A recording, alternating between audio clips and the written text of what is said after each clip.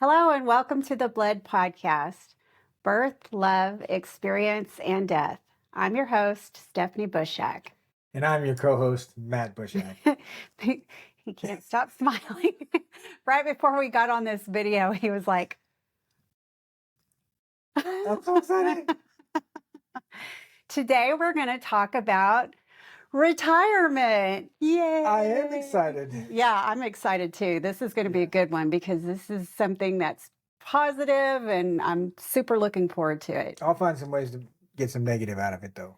Okay. Yeah, it's not going to be all positive. If you insist. Yep. Yeah. Well, all right. It's our life. I mean, We'd be going out of sync with the theme of things if we did everything all positive, right? We bled. Yes, we did bleed So profusely. So I'll go back to a little bit of background in the history. So Stephanie and I met in high school. Very early on, we had planned on having some kids. Stephanie was going to be a stay-at-home mom. I was going to have a career as an engineer. And then, eventually retire, but there was really no plan. I figured Social Security. And maybe, when I get older. I don't think we were looking that far into the future that early in our life. Yeah. Yeah. And even until our late 40s. When we realized, oh shit, we got to do something if you don't want to work forever and ever. Well, we had some issues with debt, with money mismanagement. We had to file for bankruptcy in '99, and then almost again in the 2010s. And just because we couldn't live within our means, and not to mention we weren't saving any money. Right. I mean, so even then, like, we wanted to get Sunny through school, and then we'd figure out what we're going to do. Right. And so, but, I planned on working until I was 65, have a career as a civil engineer, retire with all the accolades of that and the pride and all that stuff. And then something changed. And I'll tell you, something changed. The pandemic. Dun, dun, dun. I think the pandemic changed a lot of shit for a lot of people. It was a major... Socially, financially, I think it just, made people reevaluate their lives, kind of. So there wasn't a lot of work to do during the pandemic because everybody else was fucking working at home, but the city, we were there to do nothing. So there you go, taxpayers.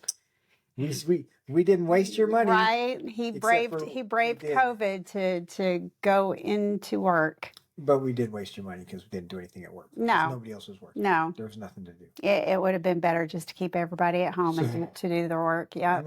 Save on electricity. So I didn't agree that we should be at work during the pandemic. Right. It's a serious thing. People are dying. Let's not take this lightly. Yeah. The city completely took it lightly. Not to mention it was kind of a political thing too. Oh, so. Yeah, it was totally political. People were talking about wearing diapers on their face. And so I found out that the views, some of the values, especially when it comes to this, between me and my coworkers were 180 degrees opposite. Yeah. The majority of the office felt like it was stupid. We shouldn't wear masks. It's basically a flu that's just a little heavy. Yeah. That killed like 200,000 people, but whatever. I'd argue with them. It got to the point where if somebody was going to have a meeting with me, they had to wear a mask. Yeah. Everybody in there. So I'd yell at people as they come into meetings, like, put the fucking mask on. Yeah.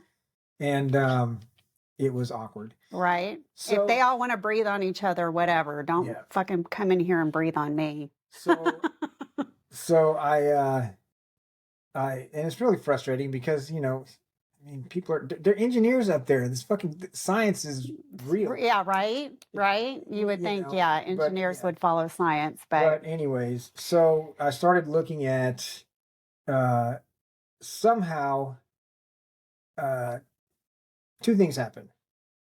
Right before the pandemic, Stephanie and I took a trip to Italy. And one of the things that I did to make a little extra money for the trip was to do a few bank bonuses. You open a bank account, do direct deposit, and then you get $400. Yeah. Something like that. Yeah. You deposit for a certain amount of time and they give you a bonus, right? Right. Yeah. So I did a couple of those bonuses. Those can be found on Doctor of Credit. Just Google it; it's out there. If you're interested. And so that was kind of the second prong to this two-pronged retirement idea fully coming into fruition. So going back to the pandemic, I started reading about financial independence. Yes. Or the FIRE movements, which financially independent, retire early. Okay. What financial independence means, I don't have to rely on anybody for my finances. Right. You don't work for the man. Right. I can work if I want to, or I can just not. Yeah. You're on your own schedule. Yep. I've got enough money to handle myself no matter what I want to do. Yeah. So that's what, seeking financial independence. I started reading a lot about that. Yeah. Going down rabbit holes, listening to podcasts, just really, really trying to develop that mindset. And what it does is it teaches you to save that money and save it in a certain way, and there's a way you can take it out. Yeah. And get the most out of it. Right. Yeah. Along the way. Yep. Yeah. Simple strategies. This is not weird stock options or stuff like that. Yeah. Very simple strategies of investing. Of course, you have to have money to invest. Right. That comes back to my other thing. Yes. So starting with the bank bonuses, one thing that I had started reading about was credit card churning. Yes. Now, at the point, this was 2021. That sounds right. At that point, we were still in debt. Sonny was going to college. Mm-hmm. We were paying for half of that. We were taking out student loans for that. And we were about $100,000 in credit card debt. Yeah. And this is 2020, right before the pandemic. And I found this bank bonus thing. So maybe, you can do several of those a year and make probably $10,000. Yeah. A year doing that. Then I got into this credit card churning. Mm-hmm. And so I made enough money off the churning. So basically, you open a credit card, you spend the money to get the bonus, you keep the bonus, you close the card. Right. And you churn that over and over. I know you know what this is. Yeah. No, yes. Stephanie's. Tell us more. And so.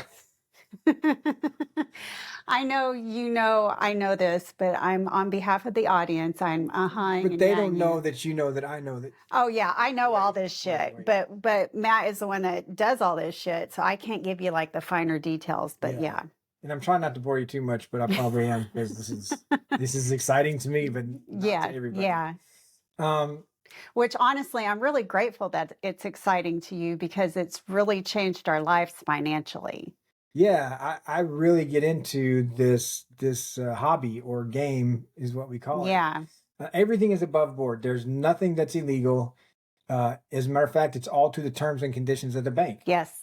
If the bank says we're going to give you 4% cash back on unlimited amount of spend, and you spend $100,000, you've been within their terms. They can't come back and say you're doing something nefarious. Right. You're following their terms. Even though we are taking advantage of the loopholes in the terms to make money off of that. Mm-hmm. It's off the credit card companies. Hell, I paid them interest for so many years. It's kind of like how rich people take advantage of the loopholes in taxes. Absolutely. Yeah. Or the poor people like us. Yeah. I mean, that's, you find the rules, but they get to do it on a bigger scale. Yeah. but those loopholes are available for anybody. Yes. Out there. They're everybody's loopholes. You just got to know what they are. Right. And that's what a lot of this is. I mean, there's a lot of, so there's the churning part of it, which can even get more in depth than just doing the credit cards. Yeah. I don't know if I could even explain it in a way that would make sense. But it's basically about moving money, the velocity, the faster that you can move money through these different financial products, you get a little bit percent here, and here. Yeah. And it adds up. And there's lots of different ways you can get percentages along that trail within different categories. And some of those trails shut down. Yeah. We've been shut down by city banks. Yeah. For abuse is what they call it. Yeah. Even though we were meeting their terms and conditions. Yeah. But as long as you're meeting their terms and conditions, the worst that can happen to you is you get shut down. Right. Yeah. Exactly. And it happens sometimes. Yeah. Yeah. Sometimes they say, "Oh, you're way overusing this card, and you keep doing this same thing, and we're not having it. Goodbye." Yeah. Why do you have 6 grocery charges of $450 each to 3 grocery stores in Houston and 3 in California? Yeah. I had to answer that. Yeah. Yeah. They were, you know what it was? Huh. Meal order. Oh. I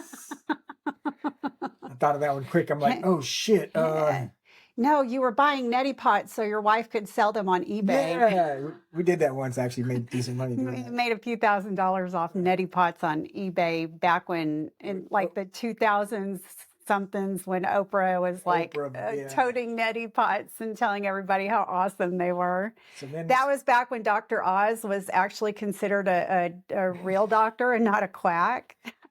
We should have known by the last name. I mean, yeah, it's pretty obvious. Yeah. But anyways, so I started doing this churning, and then I've gone way deeper into it, to the point where we wiped out our $100,000 in credit card debt. Mm-hmm. We paid off Sonny's $25,000 student loan, plus paid the last $25,000 out of pocket. Yes. We've bought a couple of cars, cash. Yes. I mean, used cars, not new. But new to us. But not with no financing. Right. We've been able to save up a substantial amount. Yeah. And all this is because of this. And we've taken a bunch of awesome vacations. Yeah, we've gone to taken at least 2 great vacations or more a year. Well, we went to Paris. Yeah, we usually do one big one a year. One really big one. Paris, then Scotland, then Machu Picchu. Yeah. And then we do something kind of more local or US based, like we've gone to Disney World a couple of times. Yeah, so Washington DC. Yeah. We were planning on going to Maine this year, but we had to sidestep that one for other reasons. But yeah. So this credit card churning, some give you cash back, some give you points. Yeah.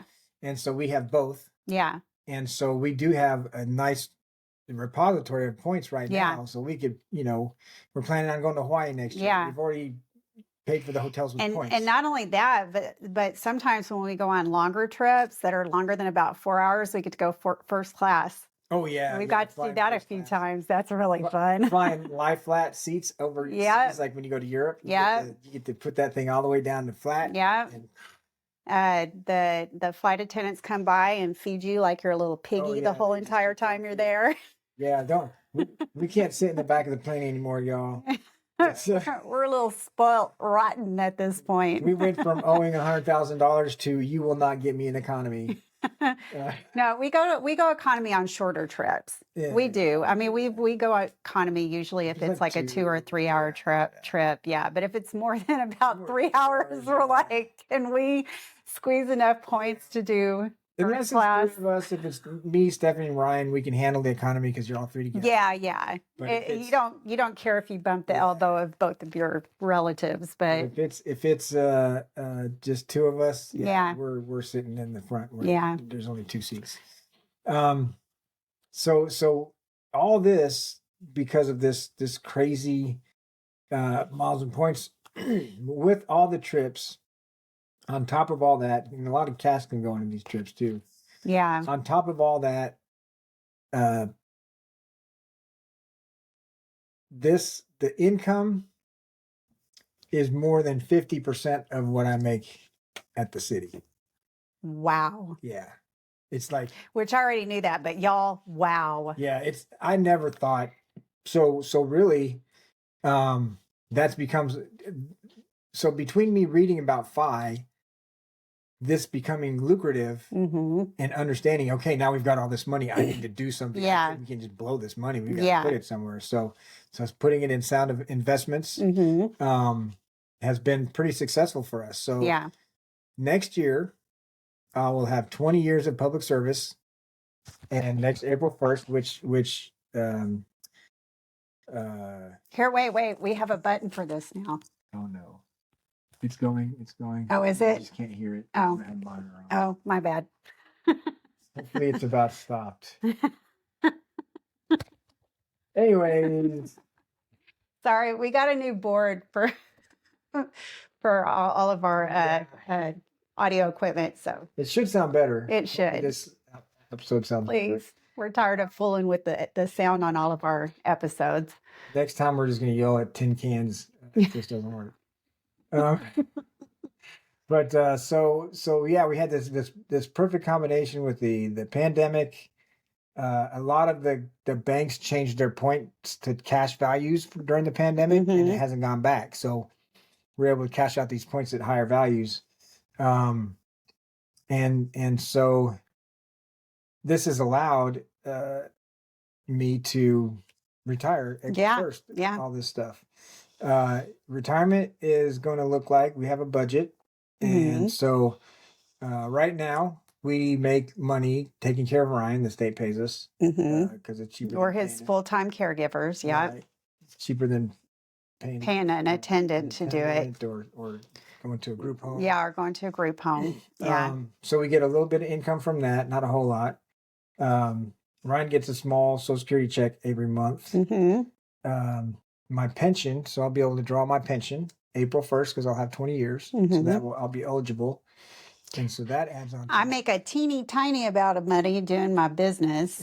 I make about $5,000 a year, give or take. So better than nothing. It's a hobby. That's right. It'll take off one day. And I don't care if it does or not, to be honest with you. It just gives me something extra to keep my brain going during the day. It's a way for you to be able to buy other stuff that you want. Yes, I do that a lot. That's true. I probably actually make about $10,000 a year. It's 5,000. But 5,000 of it goes to my wardrobe and things around the house that I want to get and stuff like that. So yeah. So even with that money, we were able to put a down payment on this house, a little bit of down payment, and spend a lot of money furnishing this house too. Yeah. And I'm not, this is by no means a flex to how much or anything. This is just, this is how we are going to retire. Yeah. This is some of our ways to mean. I think we decided to do this one because a lot of people, like, obviously we're super excited that he's this close to retirement. And, you know, a lot of our friends and family were like, well, I'll say something like, well, yeah, when Matt retires next year, we'll be able to, you know, fill in the blank, do more in Special Olympics, or he'll be able to help me out with Ryan more or whatever. And everybody's like, wait a minute, he's retiring. He's only 50. I'll be 54. He'll be 54 when he retires. Yeah, I'm 54 now. Oh, okay. So he's only 54. That's what I thought. That's how I started out there, and then you fucked me up.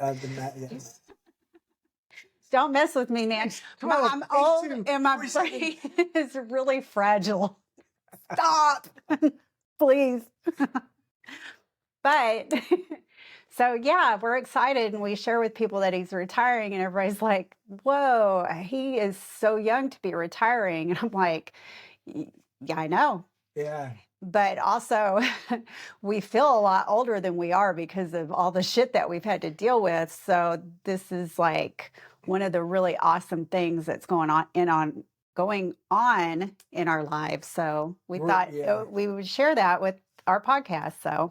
And so this is how we're doing it. And so with that income I mentioned, and then I have a set amount that I have to make each month on the side hustle, on the churning, to be able to do that. And I'm pretty confident that I can do that. And so one of the things, so. And if worse comes to worse, he can go work part-time somewhere. That's true. I mean, I have value as an engineer. I can get paid pretty decent if I need to go back to work. So I'm going to take at least a year off. I mean, we're planning retirement, but I'm going to take at least a year. If things don't go great, I'm at least going to take a year. And then so what are some of the things that we're doing during retirement that we've been dreaming of over the years? So there was something else I wanted to go back to. Oh, I'm sorry. Go ahead. About my work. So why don't I want to just continue to be an engineer and have this career? Why, Matt? That's a great question. Why? Why don't you want to just Great. continue being an engineer? So glad you asked that. So, during the pandemic, again, I got disenchanted with engineering. I was with a consulting firm before the city, and it was an exciting place to work. The Yeah. people were fun to work with. There's a lot of hours, but I almost didn't Yeah. notice the hours because Yeah. it was, And that's the only reason you quit working for the private Yeah. firm is because it was a lot of hours. And so we were getting to I was picking up a lot of slack that I'd never had to pick up before, which was fine, but it was exhausting. Mhm. It was exhausting. And it was exhausting for you in some respects Well, because yeah, you'd get I was home working and at you'd be 7, like 7:30. exhausted and you wouldn't get to do like your Throw some dinner, extracurriculars yeah. So but you did work with a really great group of people. had a great boss, Yeah. great group of people. The city has a nice group of people. But it's just I'm not inspired there. Yeah. Partly as my job is to listen to citizens fucking whine about, Yeah. we need a stop sign here, a child's gonna die, and I'm like, I don't care. Which when you started doing this, you did not know was going to be part of your job description. It's soul sucking. Yeah. I mean, you have these, residents and concerned citizens calling and emailing and with the dumbest shit, And not only the dumbest shit, but some of them come at you like immediately on the offensive. Oh yeah. And they don't even want to hear what you have to say. Yeah, yeah. Or they're not listening to you. They don't come up and, normally you would say, hey, I think there's a safety issue out here. Can you check to see if a stop sign would help? Yeah. No, they just come up to me and they say, we need a stop sign out here. How do we get it out here? Well, first I have to do the analysis. Yeah. But that's not what they want. Right. They want this. They know a stop sign needs to be there. But if you say, hey, we don't know for sure a stop sign needs to be there, we need to vet it first, some of them lose their shit. They're not happy to hear that answer. And most of the things are no. We're not going to put up a sign. Yeah. We're not going to change this. We're not going to because it's working. We have guidelines. But people don't like to hear no. Yeah. And so I've got to deal with that fucking shit. And I cannot tell you how many times poor Matthew has come home and been like in a bad mood. And I'm like, what's up, babe? And he goes, man, I had this person call me today and they were XYZ. And it's like they don't even care that I'm a fucking engineer and I know this shit. Yeah. I mean, you don't go to your doctor and tell your doctor, hey, I need my appendix removed. You go to your doctor and say, hey, my fucking stomach hurts. And the doctor does the assessment to see if you need your appendix removed. So a lot of sidewalk engineers out there thinking they know the best way to do shit, telling you how to do your job. Yeah. Everybody who drives a car thinks they know. That gets depressing when you're the expert and people keep insisting that you go against your expert opinion just to please them. They don't believe me. Yep. Yeah. Yep. And so they think I'm just being whatever, bureaucrat, Yeah. And I hate that. But, so really where I work. How many more months? 6.5. It's not inspiring at all. So I don't want to be an engineer anymore. Yeah. I mean, I'm not identifying as an engineer. Yeah. If people ask me what I do. Well, for years and years, you loved your job. Oh, yeah. And, I was an engineer. It's not like you started out going, I kind of want to not be an engineer, but it makes good money. So I'll go ahead and be. No, you were like, I am doing this because I love it. Mm-hmm. And the last few years, it has been, I'm doing this because I have to pay the mortgage. That's what it is. It's come down to, I'm there because I have to be there. And that's the worst. That's the worst way to be somewhere. The job doesn't challenge me though. And there's just nothing inspiring about it. So the pandemic showed me, that my life does not revolve around engineering. And it also showed me a financial path out of that. Yeah. Which is something you do enjoy doing. Right. So I'm really glad that, I mean, the pandemic sucked, but people desired people more. They wanted more people interaction. The world, there was a lot of things in the world that went better. Yeah. a lot of us realizing that we need more time with our family and to make those connections with each other. And I said at the beginning of the pandemic, and this is maybe going off, but that first, when like they first shut everything down, I said, man, Trump has the ability right here to unite everybody against a common enemy. Mm-hmm. The common enemy being the pandemic. Yeah. He fucked that up. I know. He has to made throw it even a worse. Monkey fucking wrench in everything. Yeah. I'm telling you, all he's doing is tearing everybody apart. He's always been a divider. He keeps bragging about doing great things for the United States. You know what the best thing is you could do for the United States? Unite people. United. United States. Yes. Not we're better than you divisive or states. you're evil and we're God's given gift, or And it's none of that. We need to like come together, y'all. Unfortunately, the sentiment where I work is more that right wing, and so I struggled there. Now, not so much because we don't talk politics. Yeah, which thank God, because that's just But two things happened. One is they were talking shit about transgender one day, and they're like, "Yeah, my kid wouldn't be transgender because I'm a better dad than that." And I'm like, "What the fuck, dude?" I had to close my door, and the next day I came in and I gave them all a speech like, "Look, I have a transgender son, and you guys are assholes. You guys need to have more compassion.